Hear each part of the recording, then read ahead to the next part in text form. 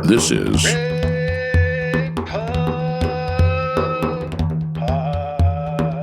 podcast RedPubPod. from Redhawk Publications. Good morning, good evening, good afternoon, and wherever you are, whatever time it is, welcome to RedPubPod. This is the next edition of RedPubPod, which is the podcast of Redhawk Publication, an initiative of Catawba Valley Community College, located in charming, adorable, humble, pastoral Hickory, North Carolina, and we thank you for joining us. Today, in addition to myself, Patty Thompson, I'm the acquisitions editor with Redhawk, we also have Tim Peeler, who is our guest host. Tim, how are you? I'm doing great. It's nice to be within miles of you. Same here, friend.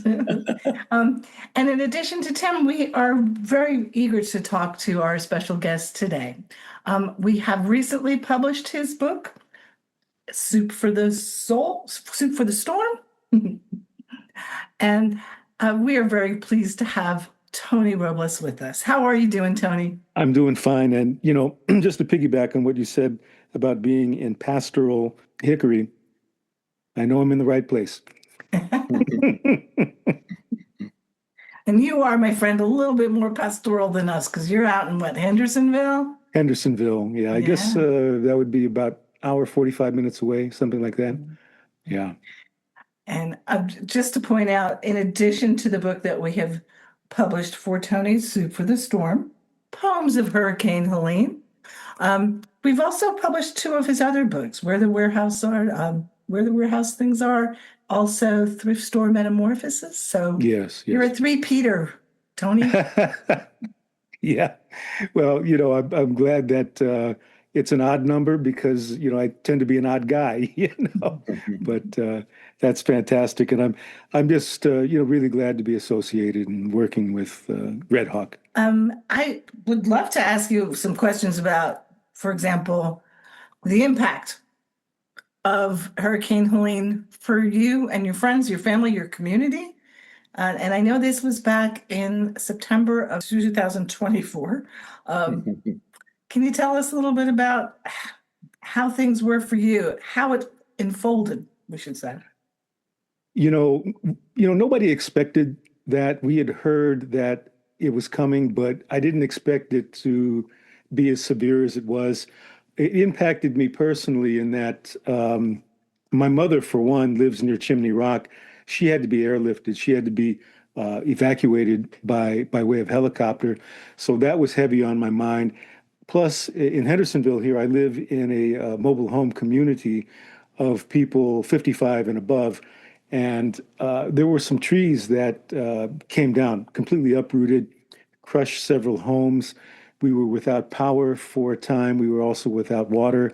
So, not having experienced that type of disaster was something, very different. I had been in a disaster back in the Bay Area where I'm originally from. Back in '89, we had the Loma Prieta earthquake. But, on the West Coast, it's earthquakes. Down here, it's hurricanes. So, it really had an impact because we didn't know what to expect. We didn't know what would happen. Needless to say, we were able to get through it. There were a lot of other areas that were more severely impacted than my area here in Hendersonville. But, we did feel it. Was that the World Series earthquake? Yeah, it was the Bay Bridge series, Giants and A's. Right. I remember, on one of the news reports, they had seen Jose Canseco at one of the gas stations, with his family, right? I guess he was loading up on gasoline. But yeah, it was Bay Bridge series. There was the Cypress structure, a double-decker freeway that had come down, and a lot of people were crushed. So I just remember when I was there, we had a wooden framed house, and the whole house went like this from back, from right to left. I didn't know what that was. I just, I ran out of the house. So it was a major thing. And plus a big chunk of the Bay Bridge had fallen off, so, very very catastrophic thing. And to think that you would leave the Bay Area to come to an area where you get hit by a storm. Yeah, exactly. Well, first thing I wanted to talk about on here is the cover. This is a great cover, and I don't mean to brag, but Redhawk Publications has had some great covers, quite a few, but this is definitely one of them. It's very evocative. I love the very long line of the hands wrapping around the bowl. They look like guitar player hands or something, or maybe the hands of someone who is casting a spell on something. I don't know. I just get a whole lot of different things out of that cover. And Aaron did an amazing job. And quite frankly, it was kind of bespoken. I mean, we always tell Tony, what do you want? And we always hold our breath. What is Tony going to want this time? He had a very specific list of what he wanted. And tell him what you requested, because Aaron nailed it. But I'm just kind of curious. Yeah, I had this image of a bowl of soup with hands, surrounding it, holding it up. But this is a gorgeous cover. It was beyond anything that I could have even imagined. In fact, there is a guy that lives in this community actually that gave me a bowl of soup that he had made at the aftermath of the hurricane, and the poem is called Robert's. I think it's called Robert's Turkey Soup, and but and having the image of the hurricane in the soup. It's just stunning. I mean, the cover is just, it's just tremendous. It makes me think of, put your hand in the hand of the man that, gave you a bowl of soup, But wonderful, yeah. I do want to show the earlier version because we here at Redhawk Publications, we are not beyond admitting and acknowledging when we have little snafus, little issues. We learn. That's how we all learn, and we are an educational institution at Catawba Valley. I do believe the original name of this poetry collection was Chicken Soup for the Storm. And we had to change that.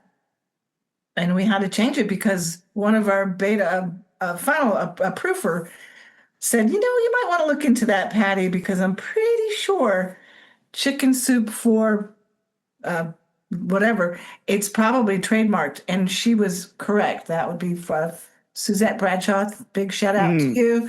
Yeah. She was the one that mentioned you might want to look into that. And sure enough, she was right. So that was like a Sunday evening emergency poetry 911 phone call to Tony. Hey, what are we going to do, brother? We got to change the title. And, we were coming up with all sorts of cool names. And at the end of the day, we just made it chickenless. Soup for the storm. So yeah, I think like chicken and rice soup for the storm would have been a little bit too clunky, or chicken noodle soup for the storm.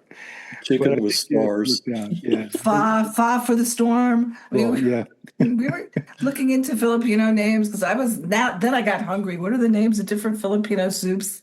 Well, there's chicken. There's something called chicken tinola, which is a good soup, and then there's also sinigang. But I think soup for the storm worked out pretty well. It did. It's universal. You can see it. It works out really well. Yeah. One of the first things I wanted to ask you, Tony, is could you describe the process of putting this book together? Because it seemed like you were writing some of the poems in it while everything was going on. Yes, I was. Think that's very interesting. Yeah, my process for writing poems really is mostly about place, about setting, and about people. And what I try to negotiate is the micro and the macro, because I think a lot of times we can get the big picture by looking at the little picture, and then perhaps looking at the bigger picture to understand the smaller picture. So negotiating both of those poles. For me, the poems are kind of like signposts. I'm kind of a traveler. I'm kind of a traveler that people meet along the way. I'm a Bay Area guy living in North Carolina, so I'm a traveler through North Carolina, like I was a traveler through Hawaii, right? And I try to get a sense of a place through metaphor and through people, and I try to mirror that or interpret what I see in a kind of a poetic vision. So, with these poems, we had this catastrophic event. I was trying to kind of feel what people were going through, what people were feeling, and how they were behaving in relation to the setting, in relation to what the setting was giving them, and how it was impacting them, and what it brought out of people. So it brought out a lot of beautiful things. Because sometimes that's what happens with a tragedy. It brings out the best in people. And I mean, we're far from being out of the woods. I mean, there are people that still need a lot of help. I understand that the new, I guess, leader or the head of Homeland Security just met with people in Chimney Rock. And there's been, in terms of the state government getting resources to people that still need it. But from what I witnessed here in my community, I was trying to tap into that. And a lot of the poems were written by candlelight because I didn't want, it was the immediacy of now, and I wanted to write it down. I didn't want a lot of time to elapse between the event and when I wrote it, because I felt like maybe with the distance, I would lose a little something. So that's kind of how it happened. It was very spontaneous. I mean, it was urgent. These poems came, and I just, it's like, wow, I need to write this down right now.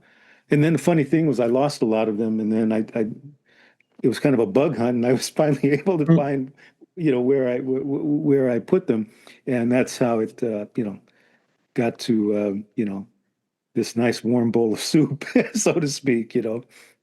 How long did the process take, the writing? Because it sounds like it's one of those things where it just was all over you, and It you had no just choice it but to just write it came. I down. mean, a lot of these were, like scraps of paper. I would have scraps of paper with me, and I would write these things down. I mean, I would get a glimpse of something that was happening, and I thought, oh, I need to write this down. And I would take out a piece of paper or a notebook, and a little very small notebook, and I would write it down. There's a poem in here about a father and a son whose house got, the front end got blown out, and just seeing how in the days following the hurricane, how they related to each other, the stress of that, and how, I got the sense that there was some tension between them that, they had to work through given the circumstance. So seeing that lent the immediacy. And then there's another guy a really old guy that, whenever we leave to go to work, right, we have to drive. There's a guy that he waves at us and gives us the thumbs up. It's a poem in there about him, that even though that happened, those are things that can't be replaced. That's a gift in itself. So there's a poem in there. Do There's you a want to poem read one of about- those poems for us? Yeah, let me see. That was actually, let me read the turkey soup one. Okay. This is a guy named Robert. He lives here. He's the guy that, at 7 a.m., he'll have the gas powered leaf blower going. But this is a poem called Robert's Turkey Soup, days after Hurricane Helene. In this mobile home community in Hendersonville, North Carolina, resides someone who'd be described as the local oddball. A downward splash of brown hair falls on his forehead, and he is often seen bare-chested when it's sunny, carrying his contribution to nature's symphony, a gas-powered leaf blower. You see him one day, and he waves and smiles. The next day, he acts like he hadn't seen you the day before. The local oddball took offense to Hurricane Helene. Who does she think she is trying to oddball me, he said. And the trees were uprooted and fell on homes, and the wind howled, and the oddball rolled up his sleeves and lifted a tree trunk from that old woman's mobile home and pulled her out. He's everywhere now, hauling, moving, cutting fallen trees with a chainsaw. Tonight, he hovers near a propane stove, stirring something thick in a pot. He ladles some into a cup and hands it to me. It's turkey soup, the oddball said. I tasted it. It is thick. It is like no other soup I'd ever tasted. I put rice and oatmeal to thicken it, he said. The stars overhead stop stirring and ask, who's that oddball? I look up and say, his name is Robert. I think of oddballs in other communities across the state who didn't make it, as Robert's thick turkey soup unstills the palate. And I got to tell you, you know, that turkey soup was good, man. I got to say, yeah. Sounds like it was more like turkey stew the way he made it thick, but hey. It was thick. Yeah, I never heard of somebody put rice and oatmeal. I said, okay, well, he's, you know, for us, you know, with cholesterol problems, you know, I guess he's, you know, he's mindful, you know. Yeah, there you go. Well, another thing I really liked about this book that is similar to the warehouse book that you came out with right before it is you have like a really strong metaphor that just repeats all through it. And with this one, it's the idea of different manifestations of power, because you have the power of the hurricane, you have the power of people coming together and making a community in order to respond to it. Yeah. And I mean, to me, it seemed like that's the main theme in the book. Yeah. And you know, I felt privileged to be a witness to that people took the initiative and had agency enough to know that, hey, you know, we have to do this ourselves. They're not coming for us. And if they do come for us, it might be a while. And the same thing for when I was in Hawaii, you know, a few weeks ago, you know, when the Kona low storm happened, same thing. It was the worst storm that happened in 20 years. Nobody had expected that to come. And there was a community meeting in Haleiwa with the mayor, and it was very heated. It was the same thing. People had very much given to agency and to initiative, and you know, people with their heavy machinery actually got people out. And when the mayor asked the people of Haleiwa, well, what have you been doing? One of the people said, hey, we did everything. Don't ask us what we did. We did everything. If it wasn't for the Souzas, it wasn't for this and that person or family, people would have died. So, you know, taking back power and having initiative. The fact that it takes a disaster to have that, you know, it's really telling. I mean, we can't run away from disasters, but I guess one of the good things is that it brings people together, and that surviving something like that is part of our story, you know, part of a community story, you know, to have been able to survive it. And also in the book too, I talk about different people in the community. We have people from Micronesia, for instance, that live here in this town. And nobody really writes about them or really talks about them. You know, I mean, they're here, they're service workers, they work in a lot of different areas, but you know, they're island people that are living in the mountains, which to me is fascinating. Well, how did they negotiate that? How did they adapt, you know, from their point of view? And then also we got to remember that, you know, their homelands were impacted by nuclear testing that still has ramifications to this day. So a lot of us on different levels are dealing with a sense of place and how, you know, how that's impacted us and how it's impacted people that have moved from, you know, from their homes to go to different places, you know. So I think that readers will be surprised at the interstitial nature of this story and by who the people are that are living there, because I don't think they know that they're there. I mean, I didn't. Yeah. It surprised me. I thought that was remarkable. Yeah, I mean, I've had a chance to work with some folks.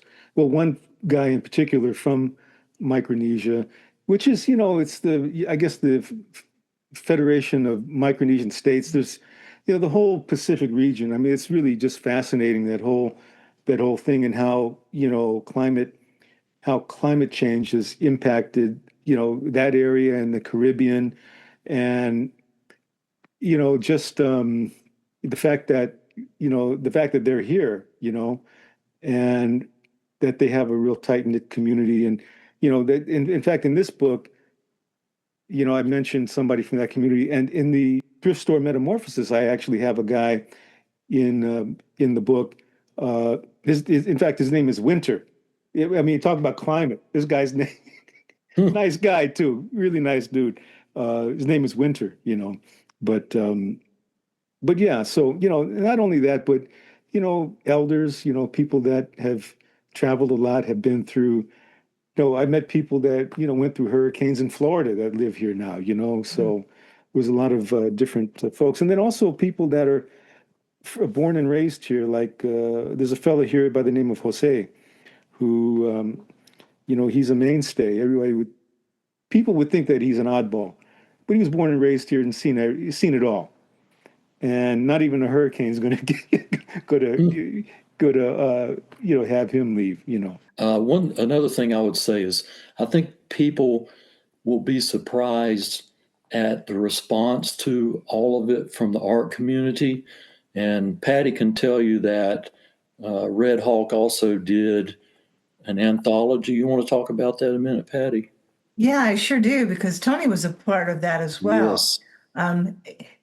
These poems that are written about Hurricane Helene, not only are they cathartic for the writers, for the poets, but they're also helpful for the folks that went through it.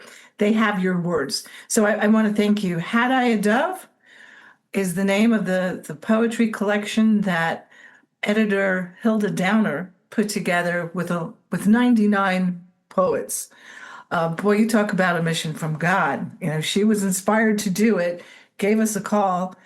Instantly, we said yes, because that was something on our radar. As soon as it happened, it was impacting so much here, even in Catawba County, where we're the furthest east, and we were impacted, but nowhere is like any place else in the danger zone, if you will. But Hilda decided to do this within about 6 months after Helene, and she got together these 99 contributors, which includes Tony's poem. And we were very proud to announce that Hilda's offering of this collection, it won the Weatherford Award from the Appalachian Studies Association. So we're very proud of her. Tony, we're incredibly proud of you as well. You're a part of that. And I'll share that one of our interns was a student at the University of North Carolina, Asheville campus during Helene, because it happened, the end of September, and she was I guess she was finishing her last year, and she saw that book, Had I a Dove, in our office as soon as it came in, and I found her crying, and I was like, oh, I knew it was going to impact people. I didn't know it was going to impact people that much. And what she explained was, she's like, well, they're putting into words what I had to live through when I didn't have contact with anybody except for the students that I was with for 2 or 3 weeks before they got a signal to let their parents know that they were okay. And, she described what they did. She's like, it could have been Lord of the Flies. We chose not to. We got together our own little hui, and you know what that is, a Hawaiian term, but they put together their own little group of people, their own little squad. And every day, each person in that group had a responsibility, whether it was to get water, whether it was to go up a mountain and get signal to try to let people know where they are, whether it was to gather food.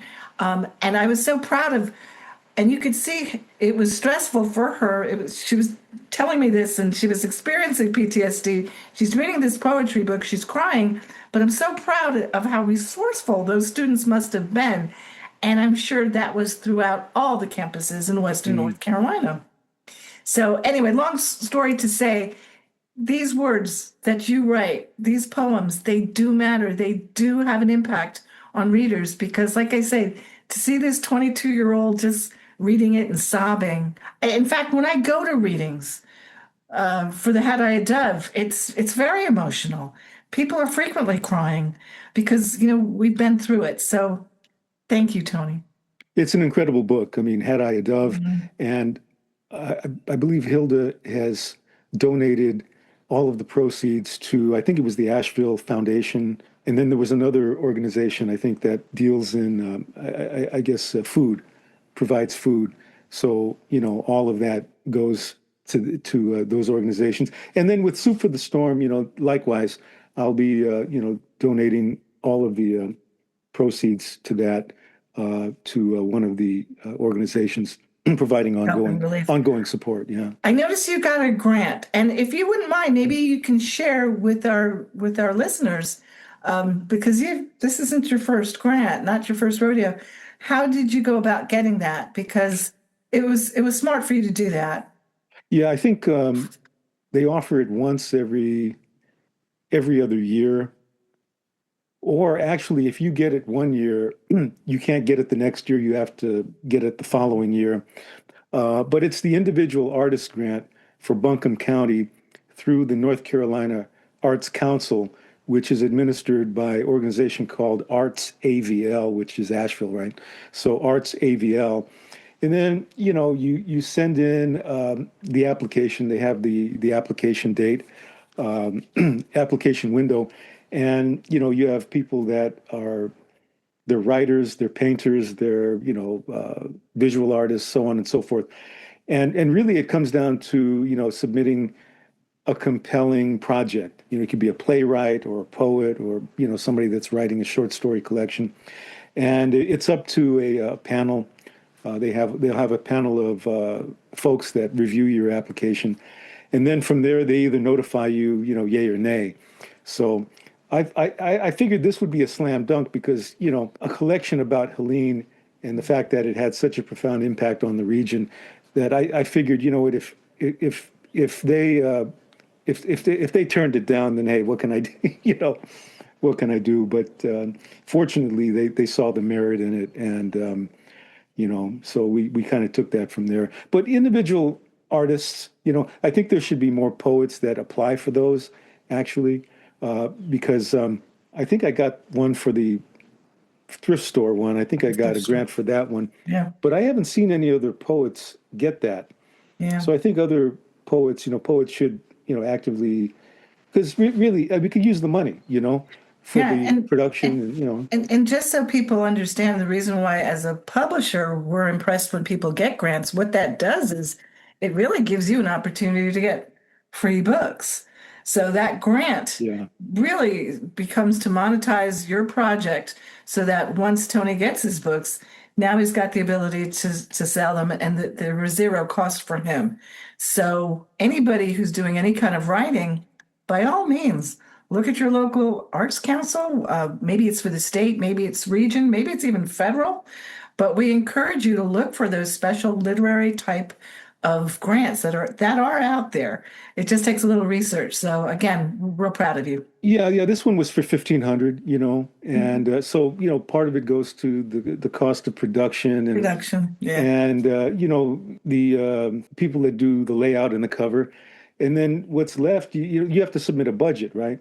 So then, it comes down to just paying yourself as a writer. Okay, I'm going to pay myself $25 an hour as a writer, or whatever the case is. Right. So it works out. So we're real proud of you. Tony, do you have another poem you want to read for us? Yeah. Let's see. Okay. This is called Po' Boy, and this is a poem about a guy I work with who he fled New Orleans after Katrina and he moved here, only to be, to encounter Helene. But this is called Po' Boy. Bobby has a sunburnt smile and skin that has simmered under the Louisiana sun. Fled New Orleans after Katrina, delivers wheelchairs and commodes and hospital beds to those who cannot flee. Tobacco burns his tongue as he spits a string of brown phlegm out the window. It hits the ground and sizzles like pieces of regret. Speaks of little league dreams and a father in the distance, with nothing but grass between them that he cut over and over again. He can't flee the silence between them. Helene visited and created a wide, empty space around his home, fallen trees and flooding, wide spaces between he and his neighbors, which he closes by offering the splintered song of his hands as he spits out another wad of tobacco. And, Po' Boy came about, I was talking to him one day and he was talking about his father and how the relationship between them was kind of stunted, that they didn't live in the same house, but he would go to see his father and he would mow the lawn, he would cut the grass, and he'd go back and forth and back and forth. And being a poet, I'm always thinking in terms of patterns and metaphors. So what I saw with the grass was that it never grew, just like their relationship. It never had a chance to grow because it was always being cut over and over again, And I just felt like, with him being so active in helping his neighbors in the wide spaces that were left by Helene in his own house, in a way, it was kind of a redemption for him, that even though there was destruction, there was growth there, He was doing something to help somebody else, and he was perhaps fostering a relationship with his neighbors that could grow from that, because that's not something that you'll easily forget, the trauma of that and then the coming together.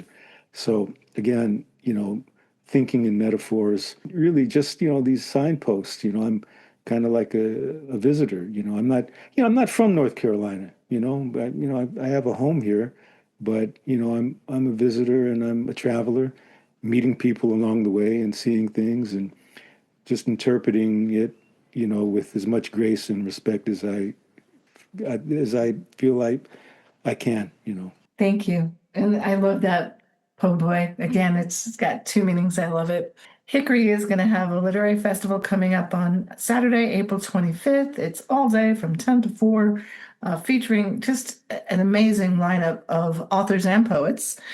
And it's free. So information on it will also be in the description of this. And the reason I'm bringing this up is because last year was the first Lit Festival, and it was so well done that we're all looking forward to the second one. Tony, you attended last year. You were our host for the Poetry Salon, and in addition, you did some interviewing. This year, the host for the Poetry Salon will be Scott Owens, and he's the new Hickory Poet Laureate. So we're thrilled. He's got his room packed. But we have retained you to continue with your interviewing because that really was a hit. When I noticed there were like 5 and 6 people lined up to be interviewed for you, we realized, okay, we've got something. So we're very, very pleased that you're able to attend this year. What does it mean for you to be able to participate, not just in literary festivals, but you're doing a lot of outreach now that your book is out. I listened to another pod that you were on recently, by the way. You sent me the link for that. Tell me a little bit about the outreach that you're doing and how this furthers your exposure as a poet, but also as a neighbor. Yeah, I know that you have to, like my father used to say, hey, get on top of it, get on it, man. So, because, if I don't promote it, nobody else is, right? So I have to, I'm using social media. I'm also, talking to people, that I know, different cafes and coffee shops.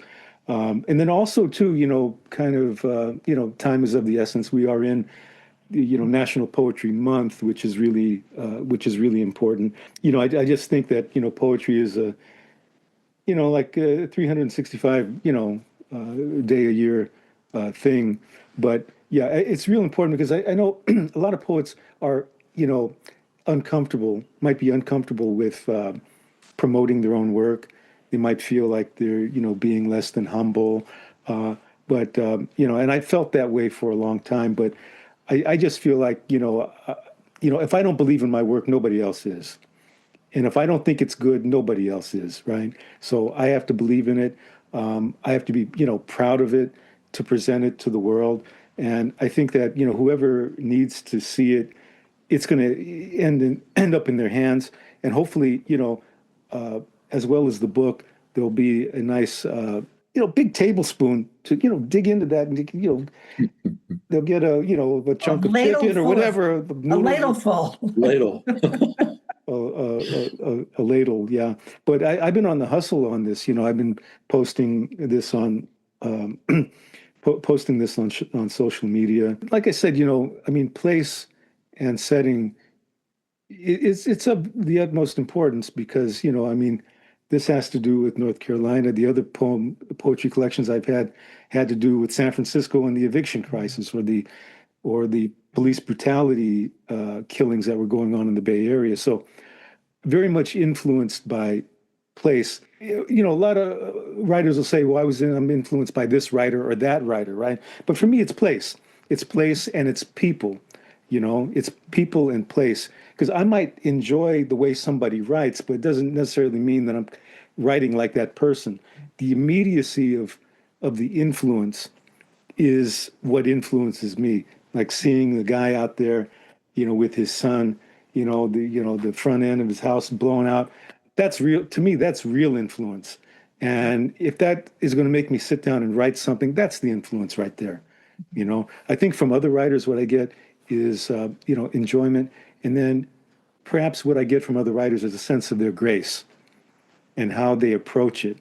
And if I can learn something from that, then hey, yeah, then I'm all for that. I will point out that you are known as the people's poet.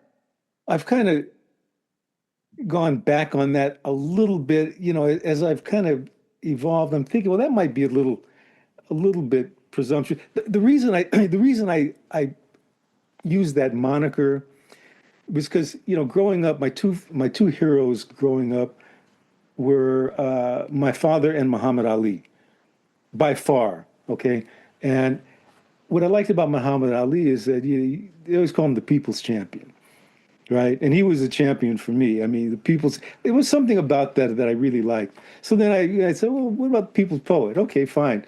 And somebody said, hey, I'll make you a boxing robe with it. I haven't gotten the robe yet. But yeah, people in place, and nice warm bowls of soup with oatmeal and chicken to thicken it. I should point out too, since this is Poetry Month, as Tony mentioned, Redhawk has a special, and not too many people have seen it because I would know. But if anybody is interested in our poetry collections, and we have so many amazing authors, poets, including Tim Peeler, if you go to our website and use the code Poetry Month 20%, it'll be in the description. You'll be able to get not only 20% off your purchase of poetry books, but also free shipping. And again, I have not seen one person use it so far. So Man. Slowly go out there and let people know. But yeah, I think it's a great deal. It's a wonderful way to kind of get your collection of poetry up. And actually, I would encourage you to take that poetry book to Tasteful Beans and get yourself a cup of coffee, because they're our sponsors. That's my way of segueing into that. Shout out to Scott Owens and the wonderful staff at Tasteful Beans. We're so honored that they have annually chosen to sponsor us here at RedPubPod. Make sure you get Tony's book. It'll be in the description how you can get it. And also, Tony, you've been really good on social media. We encourage people to follow Tony. You're not only on Instagram, but you're on Facebook as well. And you let folks know what you're doing and where you're out and about. Yeah, I mean, there's some things happening. Next week I have reading at one of the cafes here in town. So, that'll be, it's funny because the coffee shop hosts something called the Silent Book Club, and which is, people come in and they can read their books. It's called the Silent Book Club.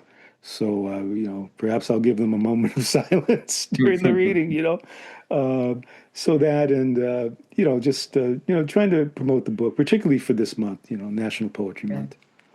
Came out at a really good time, my friend. Yeah. Alrighty. Tim, what have you been up to? I think you're working on a poetry book, aren't you? I am. I should have one out in the next week or two with fantastic. With Clayton Joe Young, another verse narrative book with Appalachian related pictures. Oh, fun. I'm looking forward to that. Fantastic. That's great. Well, Well, my friends, I want to thank you very much. I think there's only one thing left to do, and you kind of probably know it and you'll nail it, but we always ask our guests to say the name of our show. Can you say that, Tony? Red Pub Pod. Wow, I don't know if I can. Or what about That sounded like Keith Flynn. or bob Red Pub Pod. Richard's going to have fun with those. Wow. How about you, Tim? RedPubPod. RedPubPod. There, you get a little opera from me. Guys, I want to thank you very much. And of course, thank all of our listeners out there. Make sure you like and subscribe and follow, not just here at our podcast, but also check out our social media on Instagram and also Facebook. We want to thank you, and hopefully you'll pick up Tony's book. You'll look forward to Tim's that's coming out soon. Maybe you'll join us at the Hickory Literary Festival. And thank you. Bye. Thanks, Tony. This is RedPubPod. Red Pub. a podcast from Redhawk Publications. Red Pub Pod. There, you get a little opera from me.